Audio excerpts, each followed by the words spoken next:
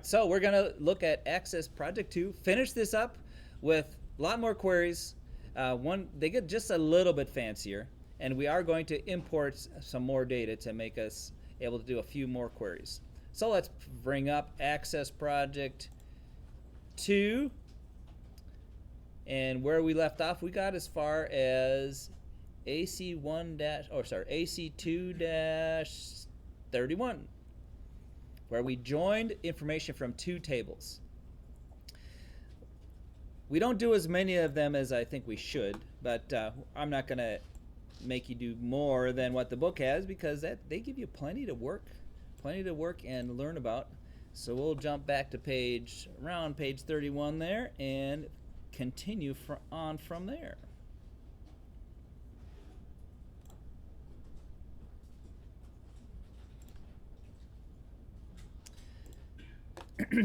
So we had finished up that query on page 31, where it was a query of the treatments.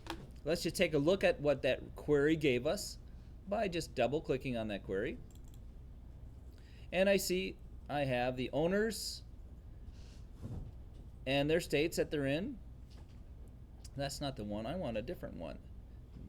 AC1-31. Oh, I guess sorry, I'm looking at the wrong query. AC2-31. There we go. That's the one we want. AC2-31, appointments and the treatments to go with them. But suppose I want to not only see the appointments, but all the treatments, regardless of whether there was an appointment for them. Go back to Design underneath either right-click Create or click on the Create tab and go to Design, or I can right-click Design View. And on this little line here, I can click that and then double-click. And I want to see all the treatment costs, even if they don't have an associated appointment. So I'm going to click Option 2, All Records from Treatments. Now, if you happen to have all records from treatments in the second one, that's just because one is to the left or right. We want all records from treatment costs, regardless of whether there's an appointment associated with it. I click OK. And now the line adjusts a little bit, shows me a little arrow there. Let's see what we get for the results. I get all treatments, including the ones that do have an appointment. Now, I have that query. I'm going to go ahead and just save that change to it by closing that, saving change. And now I want to create a form or a report. We're going to create a report to view the results of that query. We're going to do it two ways. We're going to do the one-click method and then the two-click method, using the wizard, but using the default settings for the wizard. So let's see how this works.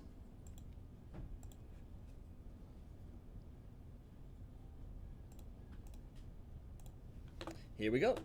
I do create. We'll do the one-click method. Create.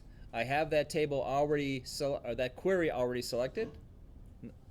AC231. I click report, and I get a report of all those treatments and appointments that go with some treatments. One click, I get a decent looking report. Let's go ahead and save this report as, let's see if I close it, it'll ask me, do I want to save it? Yes, and I'm going to give it the name AC2 well, since it's on that same query, well, just to make it clear where we generate it, let's go AC2-34. It will be a report, so it will show up in a different category. I click OK, and I see the report showing up down there. And if I want to view the report, double click, and I see that lovely report created with the one-click method. Let's do the same thing. Create, this time using the wizard, the report wizard, which will give us a lot of options.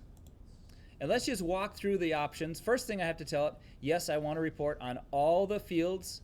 I just click on the give me all the fields in that query that already was selected. AC231. And if I don't have the right query there, I can click this and choose AC231. as the source of my report. Choose everything from that query to be in my report. And then walk through the options that the wizard gives me. Yes, I'm going to view my data as by appointments. Not going to group it by anything special. And I'm going to go with the default no sort order. I'm going to leave the query to do my sorting for me. And next, and keep it in tabular and portrait format. Before I hit finish, I can always go back in the wizard and say, do I want those settings? Notice I have not changed any settings. I just want the default settings. Except for this part, I hardly had to do anything. Just say, yeah, I want all those fields. And I could have just clicked finish since I wasn't changing the default settings. Click finish, and I get this report. I think it looks a little better. And it does give the default name of appointments. And I want to... I guess I'll leave it the default name. So this is the using the wizard to generate a report. This is using the one-click to generate a report. The wizard gave me a slightly nicer looking report, even though I didn't change any. Well, all I told it was what fields to include. Here, the one-click gives me alternating colors, but the little boxes around things a little more boxy looking. This is a little smoother looking. So the wizard may give you a slightly better thing, but the one-click just about as good. So multiple ways to create the report. The wizard may give you some extra options. Remember how I do that? Create, either report one-click. That's the main thing. If you ever want to look at possible variations, you can use the wizard. If you want to completely immerse yourself in how this all works, you can design your own report. That's beyond the scope of this class, but if you want to get into it, there's a lot of things you can do in there. Can be very confusing, but you can always fall back to, oh, give me a report on that query or that table. Remember, you can choose anything to be the source of your report. I could click on any query or any table, and it'll generate a report on whatever that table or query has. And I don't need to save it. I just was experimenting. All right, now let's go back now and create some more queries. It gave us a break. Yes? Sorry, Sebastian needs help saving, going back from the appointments on reports. Okay. Wait. So basically, I was trying to get some help for these because I didn't have like everything because I just for fields, and now they already helped me, and now I know there's another step like after this. What are you trying to do? Like after we do this, what's next? Well, you're in the layout view of a report. You have your report done. You don't have to do anything more. You can just close it. That's fine.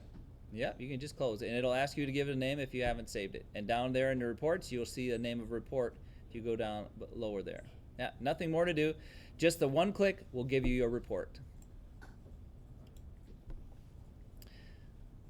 All right, so the next thing we're going to do now is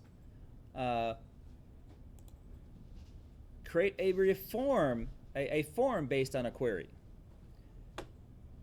Create tab, and whatever query that might have something interesting to me, just like the one we just did, appointments and treatments.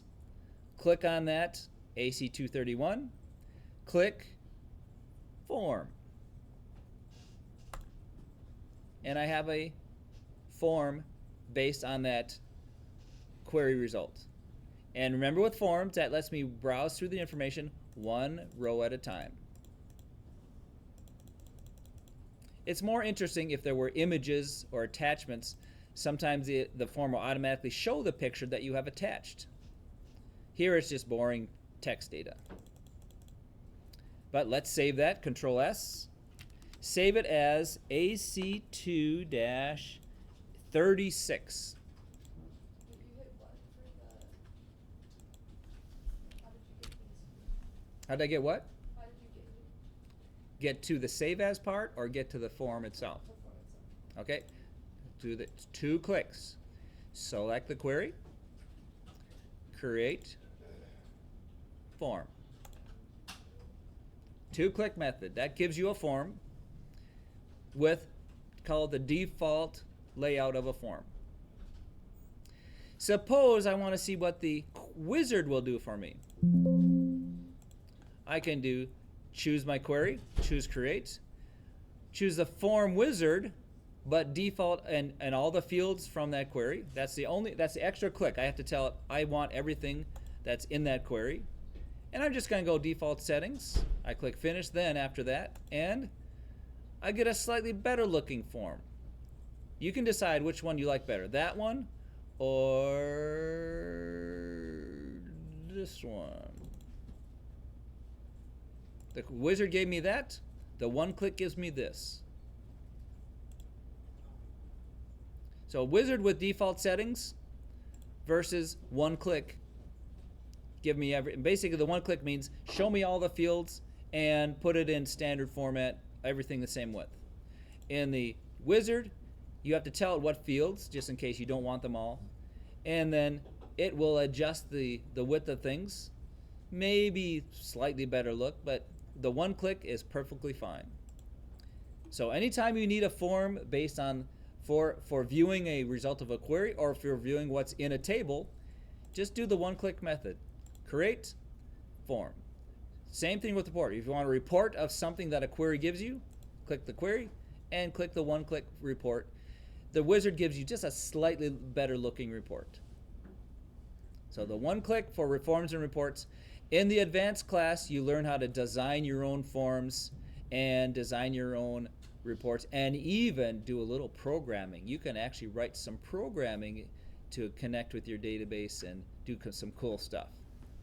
That's beyond this, but it might be something you might have fun with. Watch some YouTube videos and learn how to write macros and then make big money teaching other people how to do it. Okay, we're done with creating a form. Now we have just getting a little fancier in a few more queries. They show us in the book that we can export data to other files, just to take a look at that. If we ever want to save anything that a report gives us or a query gives us, I could save it to an Excel spreadsheet. I could save it to a text file. I could print it to PDF, send it in an email, merge it for Word to be able to use it in mail merge, or I could send it to a different Access database. I can do a lot of exports. We're not going to do any exports. We're just going to show that that's possible. And now we're going to import some data because we need to create more queries with some new information. We want to import the veterinarians and the costs associated with what they sell us, the vendors of the veterinary supplies. And we need to get that data from an external data source. Let's see where we go for that data source. If we go to Schoology, you will find in Access Project 2, make sure it's in your version here, it's ACE Project Section 2, underneath Assignments, down on Access Project 2, there is an extra table that we want to bring into our database. Given to you here so you don't have to go find the downloadable database files that came with the book, which are over here, and we were having trouble downloading them. But if you ever need to access those data files, you can go there. I've done it for you, so they're here in the assignment, right there, ready for you to use. But in order for us to use that, we have to we have to download that file. So download this, go to Access Project 2 in Schoology, download this extra vets table by clicking on it, and it'll immediately ask you, or ask me where to save it. If it doesn't ask you, you know it's in your downloads folder. Hey, Mr. Mayor. Yes, sir. Whenever I open it, it said, well, it's not preventing me from accessing it, but it says security risk. Microsoft has blocked macros from running because the source of the file is untrusted. It does not let you download it or not let you open it. Well, I can open it. Go ahead and download it anyway. What browser are you running? Edge. Yeah, that's your problem. Don't use Edge. I hate Edge. I love Edge. It's nice. I love it for it lets me edit PDFs, but it does enslave me to Microsoft some. So, and I don't like being enslaved. I'm a rebel. Google wants you to slave it to. Google is not such a bad slave master. Microsoft is a real slave master. They want you to be forced to use only their products. Yeah, so you want to. It does have more. They shouldn't have given it the same name, but yeah, if it says replace, go ahead and you replace the old one. I gave it a new name when I downloaded it, just so I could see both versions. But for some reason, they gave you the same folder, the same database, but it's not the same database. It has the same name. So now that we have that downloaded, now we want to import that data that we got from that. So once you get this downloaded, then come back to Access, and we want to now do external data, new data source from a database. I could get my databases from the internet, the fancy Azure database, but we're getting it from our local Access file. Click that, and now I browse to where I just downloaded that database. I'm going to browse to my section 2. Oh, wrong folder. Section 2. Where'd it go? There it is. Uh-oh. Maybe I didn't download to the right place. Let me try that download again. Download to that is there, section 2. Let me go browse to the right place. Oh, I'm not browsing to the right place. Here we go. It's over here on this other disk. Not that disk, the Manning disk. There we go.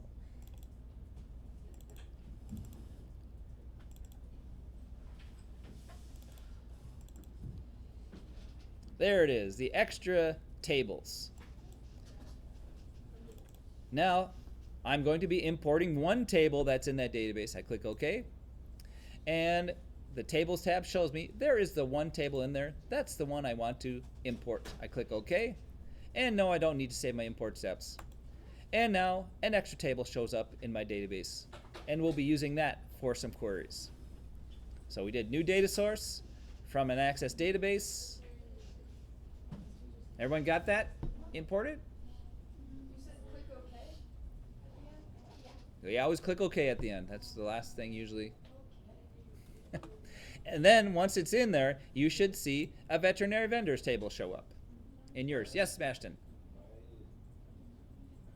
I opened it to the import objects, I clicked OK, and it doesn't show me. Same for me. You gotta click on the Tables tab. I did. I don't believe you. You know, just double click on the vendors tab. Yeah, yeah. Let me do that again here. Data. From database, access. Choose the database that's there. Okay, and tables. It's not obvious. It's hardly a difference in color there.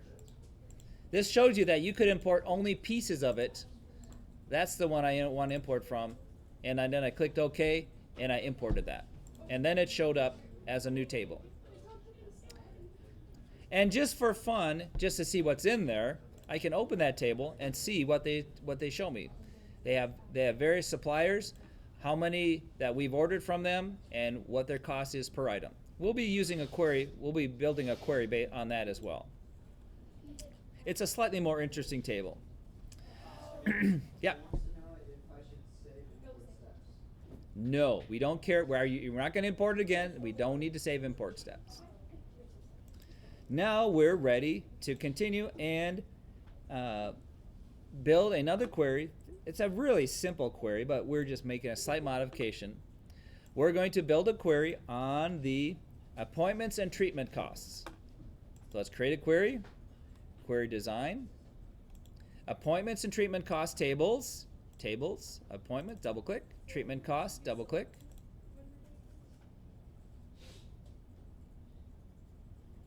What's that? Like when we're doing like this create, do we need to have something specific selected on the left? Nope, nope. That's there. We can get that out of the way. We don't need to see that. Appointments and treatment costs. What do I want to see? I want to see the appointment date, double click. The appointment time, double click. The animal type, and the cost.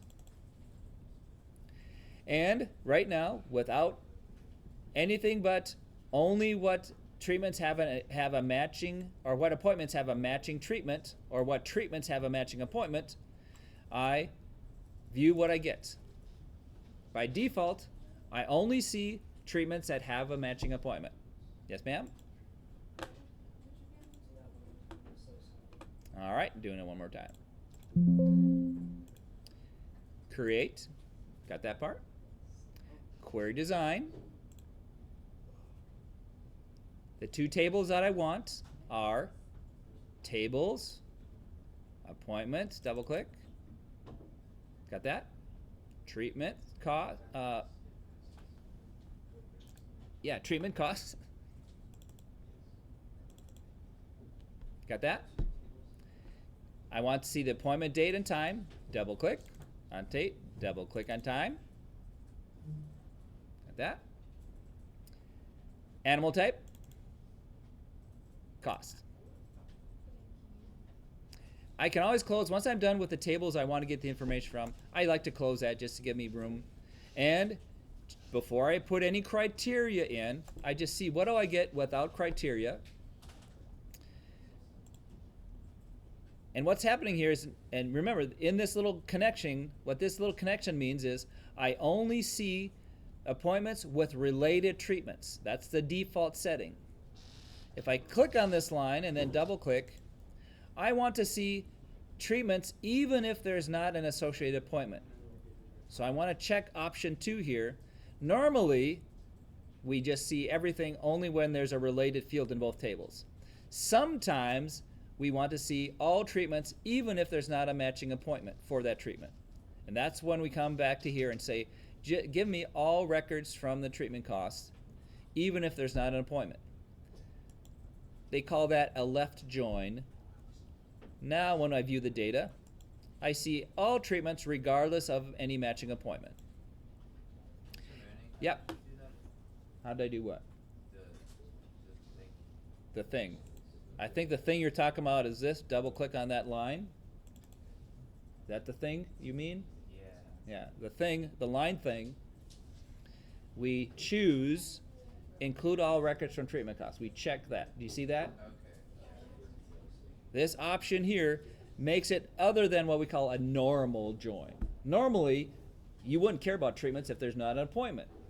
But sometimes we want to see all treatments and also the ones that have appointments. That's called a left join. And so I view the data. I see, oh, there's missing appointments. No problem. Let's go back and add a criteria of I only care to see treatments where the cost is greater than $10. Greater than 10 in the criteria. So it's a joined two tables, but just like any other query, I can add criteria to any field, and now I only see the results for appointments or treatments that cost $10 or more than $10. And I'm going to save this one, just a minor thing, minor change, just to give us practice, and I'm saving this as AC2-43. Save as AC2-43. Control S. AC2-43. It's left join on appointments and treatments.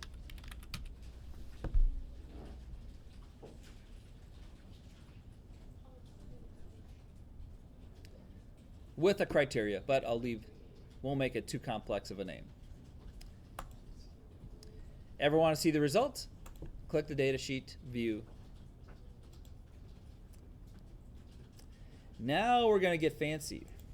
From that table that we imported, that gave us an opportunity to get fancy with a query. This time we're going to create a query using query design. And this time we're using that new table that we imported from that other database, the veterinary vendors table. Double click on that, and I don't need to add any more tables. And we see what the fields we have in that veterinary vendors table is the veterinary name, the vendor name, the state that they're in,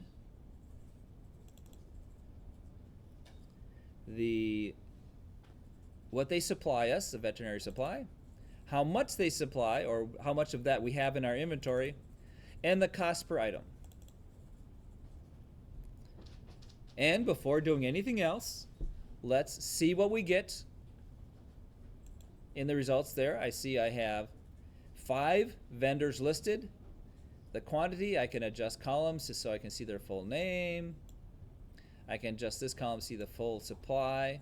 And they misspelled vaccine. You'd think that they know how to spell vaccine. I'm going to correct that spelling. And let's now go back to the query design and do something just super impressive. Go back to design. And something we can do here on this extra field. Yes? What would I have done wrong if I don't have when I go to veterinary vendors, I don't have like the yellow box? Like that? I go back and forth from view. Are you talking about this yellow box? Yeah, yeah. When I click on it, it turns yellow. Well, I don't have a box at all. If I click off of it, I don't see the yellow box. Is that what you're talking about? No, I don't have the box. I just have like field name and data type. Let me see what you got on your screen. I'm confused. I'm so sorry. Let's see what you got. Third one in, they're wrong.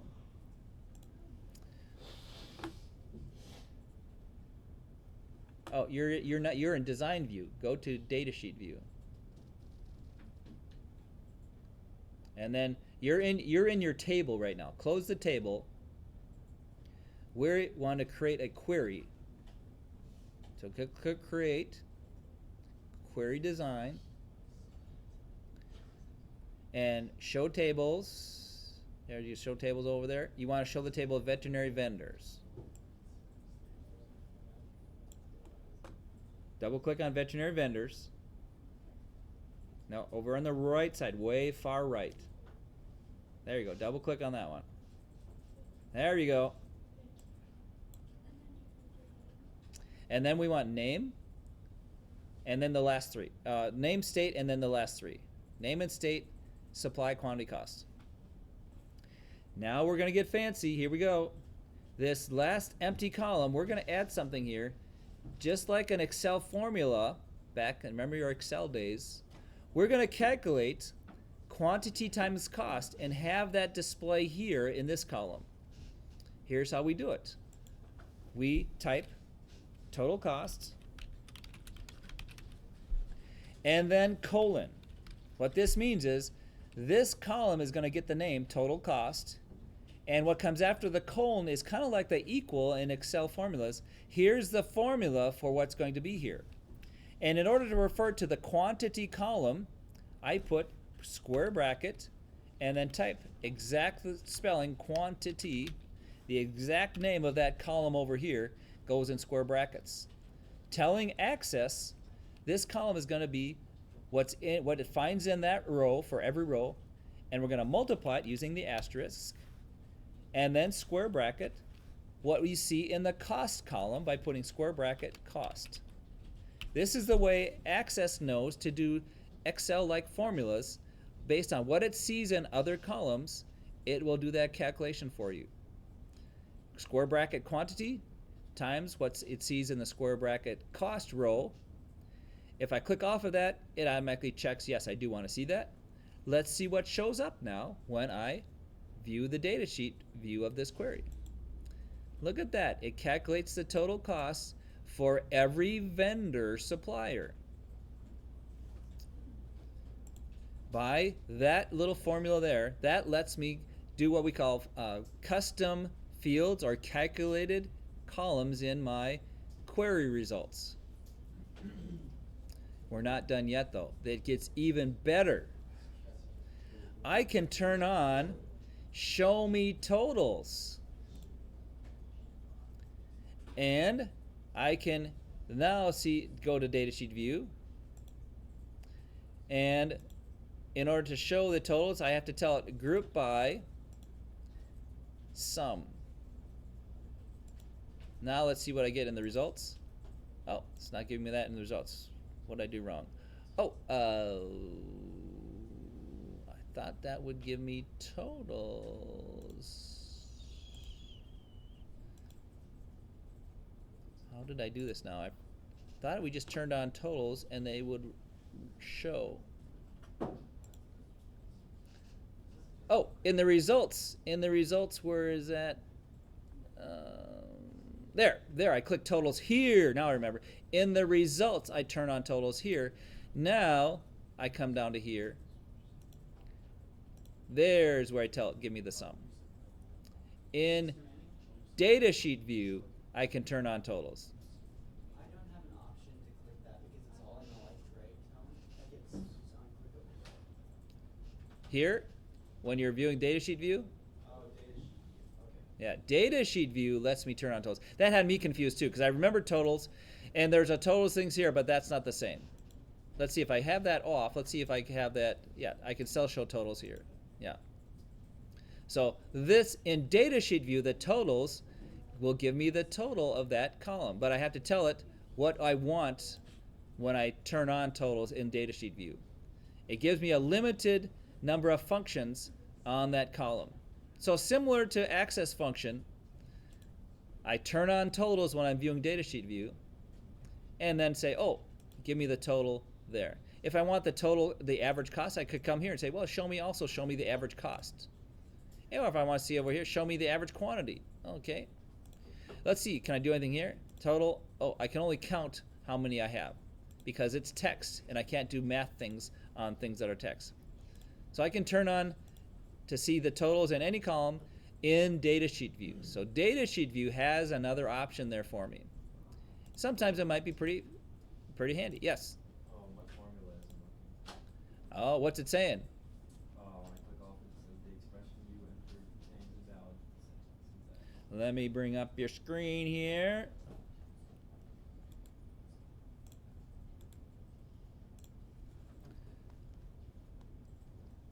Can't see your whole thing here. I guess I'll have to bring up my other. Total cost colon, quantity times costs, and what happens when you hit enter? Just hit enter. You have to enter without an operator. Quantity. Looks like you spelled quantity correctly. Those are square brackets. Go back and erase everything and start typing it again. Just see, maybe they got some strange character in there. Total cost colon. Colon, not semicolon. Make sure it's a colon. Okay, and then square bracket, left square bracket quantity. And right square bracket times left square bracket costs. Right square bracket. Now hit enter. Invalid syntax. Huh. I can't tell what's wrong unless, let's see, this is the vendor, so they did it for us. Quantity times cost. It's starting to make me feel like there's a bug in access. Doesn't look like you typed anything wrong. All right, here's what we do. Close access and reopen it and try it again. I'm thinking, let's see if access has a bug here. Go ahead and just close your access file. Yeah, don't need to save any changes. And then reopen it and see if it behaves differently here. You want to create a query. Close the vendor's table. Go to create query. Query design. Add the veterinary vendors table. Double click vendor name, state, supply, quantity, costs. All right, let's try that custom field again. Total costs, colon, square bracket, quantity times cost. That looks like a semicolon you just typed. Now it still looks like a semicolon. There we go. And then put in square brackets.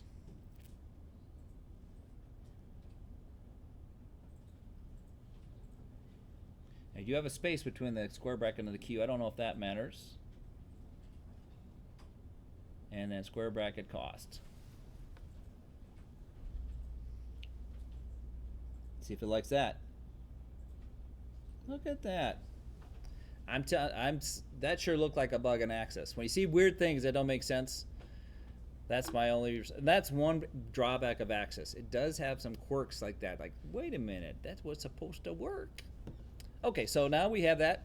I view that, and then once you go to datasheet view, turn on totals, and turn on the sum for that row, and you're all ready to go. Okay, now let's go down to the next task. We better save that, and that is query. Now that we have it, let's save that as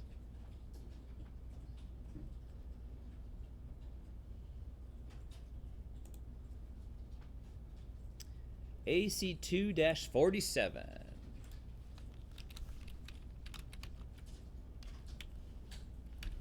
And we'll call it calculated custom field.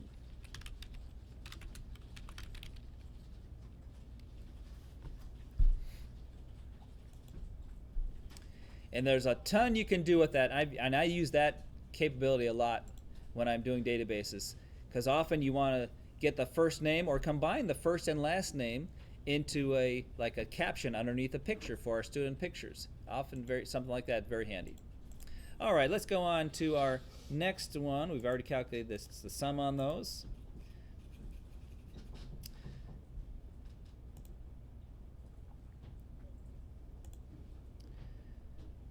We're going to look at one thing. It's a more advanced query, but it's worth knowing at least that there are fancier queries just for fun. We're going to go to create, and we're going to go back and use the wizard, because this is something fancy we don't want to figure out on our own. We want to let the wizard help us. So we're going to query wizard, and we're going to create a cross-tab query. This is going to show us comparison of two columns or two data parts, two pieces of records based on put one piece of information in the row, another piece of information in the column. So let's see what this does. Cross-tab query, click OK. We're going to use the vendors table as the source for our cross-tab query. And what we're going to do is decide what values in our query we want to compare to another value in our table in the column headings. So we choose what to show up in our row headings for our cross-tab query. Right now, we're only going to choose state as our row heading. So I can double-click state, and that's going to become the heading of our rows. And then we can compare what's different about the different states for another field in the header part. So right now we know that we only have Colorado and Utah in our table. But if we had multiple states in our table, they would be basically, state would be in the row heading in our cross-tab query. Now we go next. And what we want to put across the top will be the cost. So the cost of their items that they're selling us. And then I click next. And what do I want to calculate when I come to the intersection between a state and cost? I want to calculate the... Hey, Mr. Manning? Yes, sir. Something weird happened where it does, instead of the average ID at the bottom, like in that box, it says count vendor. Oh, let me see your page here. Not sure what you mean without seeing it.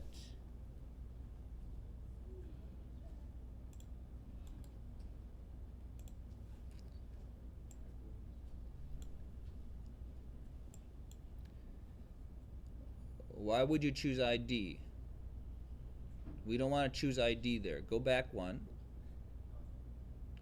We want to choose state or cost. We want to choose cost, not ID. There you go. And we want to remove ID by clicking on that and click the arrow back. Remove the... Oh, I see what you're doing. You have multiple things here. Go ahead and return... Click on cost and click the left arrow. Yep. And now go to the next page. And now select state. Oh, it's not giving you, or sorry, select class on this part. Cost. There we go. Now click next. And now we want the let me go back to what I'm supposed to see. Cost, and you want calculate. Oh, we want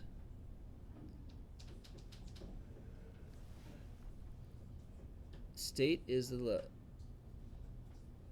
left side. Oh, sorry. Go back one. It's vendor name. Vendor name there. Choose vendor name on that one. And then on the next one, choose cost. There we go. Now choose cost. That's what's calculated there. I wasn't paying attention to what page you were on there. Now you're good. So you'll have, and then when you go to the next one, choose the value of, I think we want the average cost. Let me check, make sure we want the average cost. Average of the costs. No, we're doing the sum of the costs. We're doing a sum function. So it gets pretty confusing. We're choosing our what column is on the left. Let me go back to the start here. What column, what table we're getting the information from for a crosstab. What column is gonna, or what item is gonna be across the row heading. That's the state is gonna be our row heading.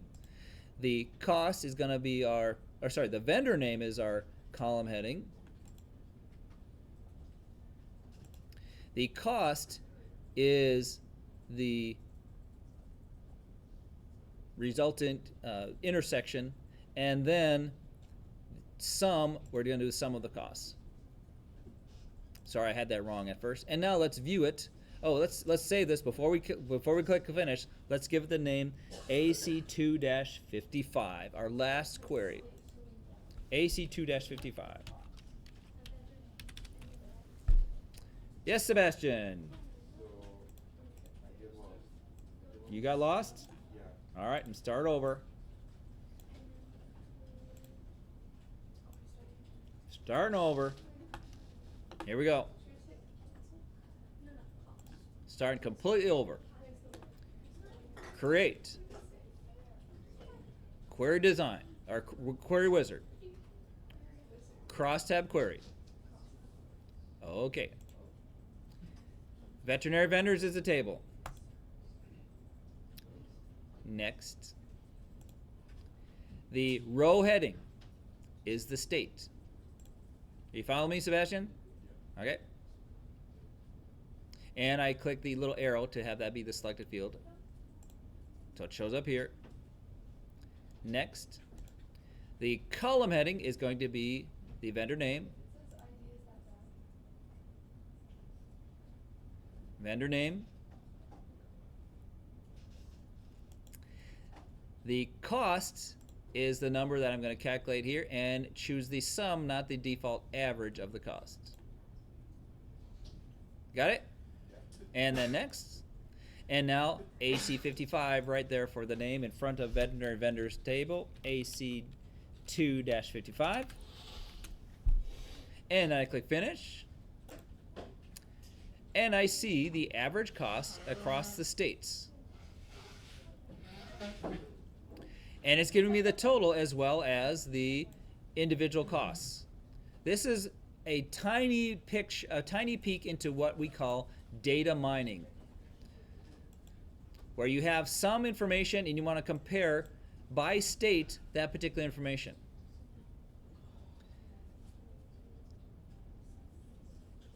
And it's a way of perhaps getting information that you wouldn't have seen otherwise, that, hey, Colorado is costing us less than Utah because of this crosstab query. They can get fancier than this, but this is just one little example of what variation in queries can do. And we can save that. Saving my changes because I adjusted the columns. And we are done with Access Project 2. Yes? Did you say data mining? Data mining, yeah. Is this what graphics cards do, like a mining rig? Yeah, yeah. They go really, really. Well, you're talking about Bitcoin mining is not the same as data mining. Oh, okay. Yeah, Oh. blockchain mining, that's a whole nother thing. But mining data is basically finding big databases and finding useful information like, hey, where's the best place to buy this? Or where's the best place to find the best price for gas based on all the gas prices I find all over the place. You can say, hey, Iowa in Dubuque here's the place to find it after searching through gobs of data that you don't see the relationship. Blockchain mining, that's a whole other thing. But that's where the graphics cards come in. Graphics cards can help you with better, basically they give you extra CPU no matter what, but specifically they're designed and the price is hiked and they're hard to find because the miners are using them all up. So once you have that last query, the cross-tab query, save that. You're done. It's ready to upload to Access Project 2. And you're ready now to have a break. Dream of Access databases over break. No, you don't have to dream about them. Nightmares, that's right. You might have those bad dreams about databases. This has been recorded with sound this time. And we'll upload